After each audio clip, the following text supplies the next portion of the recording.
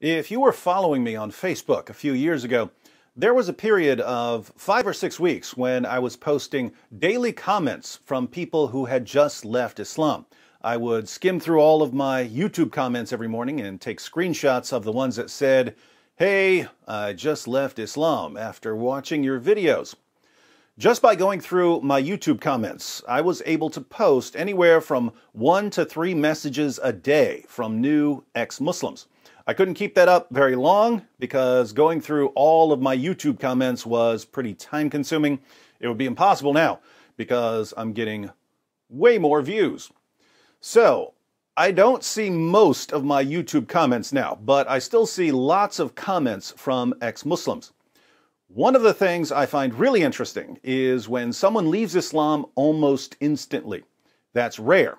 If you've been trained all your life to believe that Muhammad is the greatest man who ever lived and that the Quran is filled with amazing scientific knowledge, it usually takes a while to undo the indoctrination. But every once in a while, you see someone who leaves Islam in 15 minutes or less. I was speaking just outside of Baltimore a few years ago. This was when Nabil was vlogging about his battle with cancer.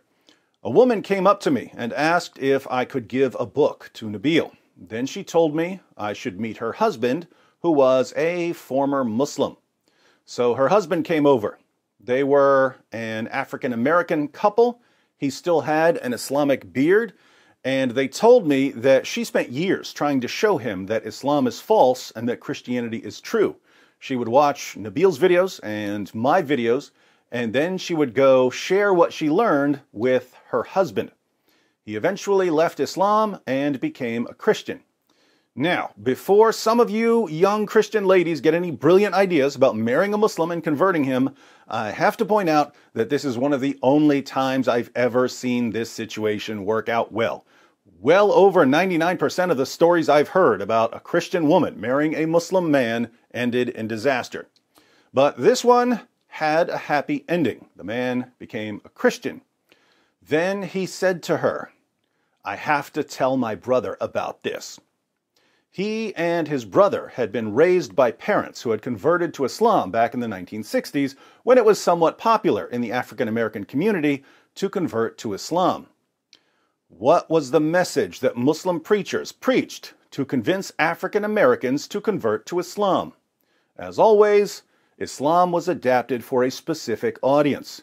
Christianity is the white man's religion. Christianity enslaved the black man. Islam liberates the black man. Muhammad abolished slavery. Convert to Islam and stick it to whitey. Lots of African Americans converted. Unfortunately, most Muslim sources hadn't been translated into English, so there was no way for people to know if that message was correct. Fast forward to today, when we have open access to Islam's most trusted sources. The young ex-Muslim I met in that church near Baltimore told his wife, "I have to tell my brother about this."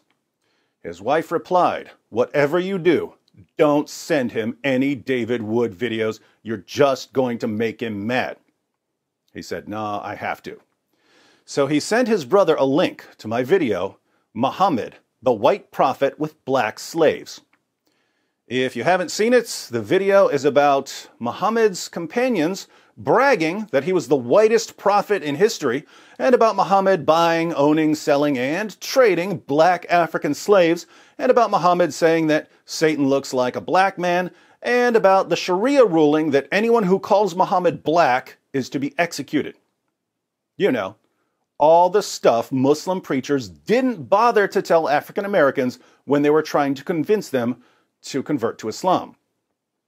So that's the video the man sent to his brother. His brother called him that night and said, "I'm out of Islam." How did that happen so quickly?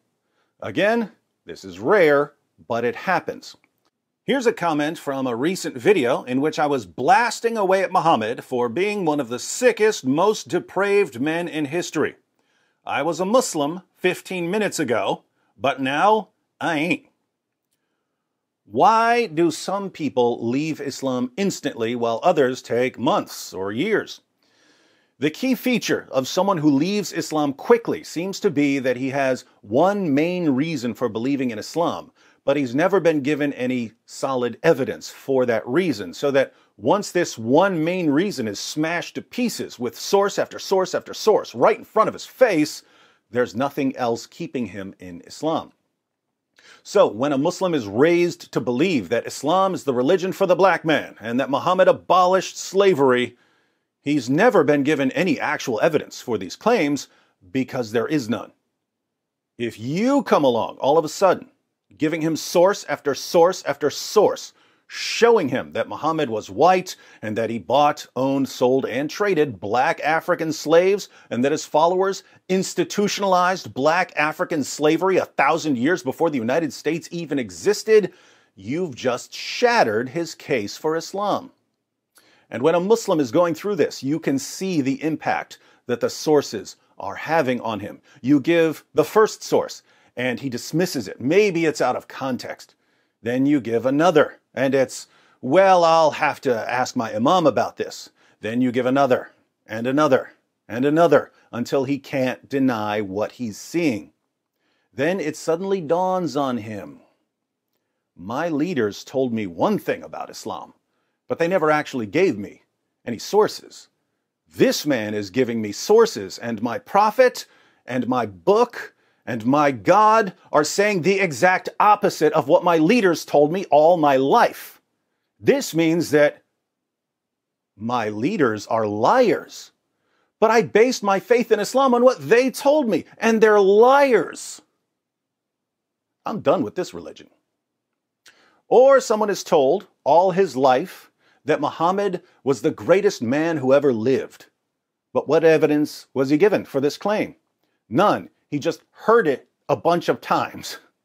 Then you show up and prove from his most trusted sources that Muhammad had sex with a 9-year-old girl and that he took the ex-wife of his own adopted son after causing the divorce by lusting after her, and that he had 9 wives at one time, even though the Quran only allows 4, and that he would have sex with all 9 of his wives in one night, but only take 1 bath, and that he got caught having sex with his slave girl, and that he beat his wives, and that he encouraged his followers to beat their wives, and that he allowed his followers to hire prostitutes, and that he allowed his followers to rape their female captives, and that he was a caravan robber, and that he ordered his followers to kill people for criticizing him, and that he beheaded hundreds of Jews, and that he tortured people for money, and that he originally thought he was demon-possessed, and that he tried repeatedly to commit suicide, and that he admittedly delivered revelations from the devil, and that he admittedly was a victim of a magic spell that gave him delusional thoughts and false beliefs, and that he was constantly covered in semen, and that he sucked on little boys' tongues. And suddenly, that Muslim gets a panicked look on his face as he too realizes that his leaders lied to him all his life. He thinks for a while, then says, I was a Muslim 15 minutes ago, but now I ain't. Again, this is rare. If you have a Muslim friend and you want to show him that Muhammad was a false prophet, you should be thinking long-term, months or years. But if you ever notice that your Muslim friend only has one particular reason for believing in Islam, and you see that he has no real evidence for his belief, you might want to start stockpiling sources, Quran quotes, hadith passages, and once you've built an arsenal against that one particular reason, sit down with your friend and say, can I have just 15 minutes of your time